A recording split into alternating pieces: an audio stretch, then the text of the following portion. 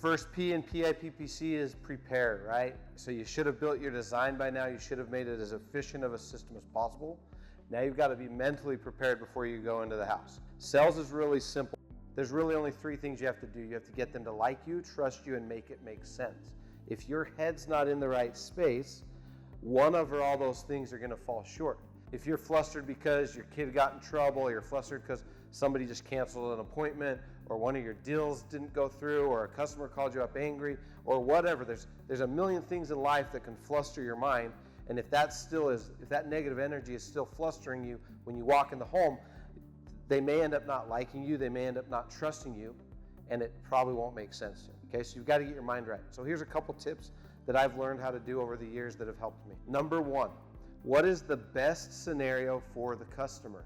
First, understand that. So I've looked at my designs, I've looked at what's available, and I've decided that the 40% offset using only the efficient parts of the roof is the best for the customer.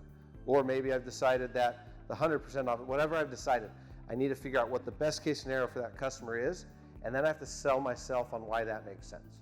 Okay, so just like you have to sell the customer with the true cost of power and with the cost of solar versus the utility, you've got to do that on every case here. So once you've built your best design, make sure you are sold on why it's the best solution for their home.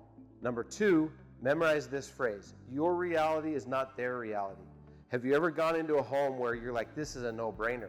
South facing, no trees, 100% offset, day one savings, long-term thousands of dollars of savings. You're like, this is a no-brainer. You go present it, you get to the end, and they go, well, I got to think about this. Okay? That's because your reality is not their reality. So never make a prejudgment mentally. Never think, oh, this isn't a very good deal because it's only 40% offset. And also never go, oh, this is easy because it's 100% offset, right? You want to go in and give it all on every one. Your reality is not their reality. Because on the contrary, there's those guys with perfect solar roofs that say no or say they need to think about it, but then you'll go into one that's a little bit less than ideal. They're 40% offset or something, and that person will get to the end and go, this is awesome.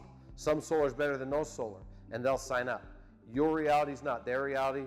Your job is to mentally prepare and present the best possible solution you can in the most positive way you can, ethically and honestly. To get them to like you and trust you, you've got to be in a positive mental space. And with everything that happens in our lives, sometimes that's difficult. I recently saw a viral video where this teacher, I think from a third world country, is caught on the surveillance camera in the hallway of his school, about to walk into his classroom full of kids. And you see him walking down the hall, and he's like this.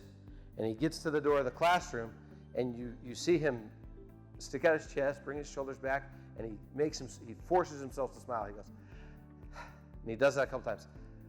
And then he walks into the classroom.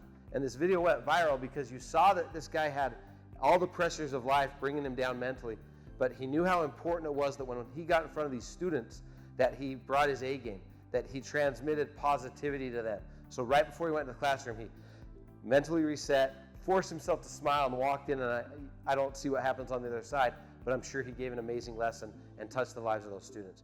We have to do the same thing here.